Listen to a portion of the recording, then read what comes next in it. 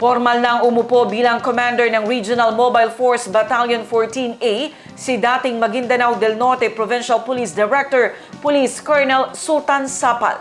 Idetalye mo, Naptali Bendol. Inilipat na kay Police Colonel Sultan Sapal ang pamumuno sa Regional Mobile Force Battalion 14A mula kay Police Lieutenant Colonel Argel Ancheta.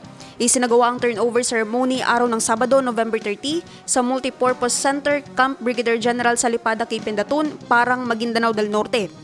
Pinangunahan ito ni ProBar Regional Director Police Brigadier General Romeo Macapaz. Pinasalamatan ng General ang outgoing commander sa dedikasyon at kontribusyon nito sa RMFB 14A at binati si Police Colonel Sapal sa kanyang bagong tungkulin at binibigyang diin ang kahalagahan ng liderato sa RMFB 14A sa pagpapaunlad ng kapayapaan, seguridad at pag-unlad sa komunidad ng Bangsamoro.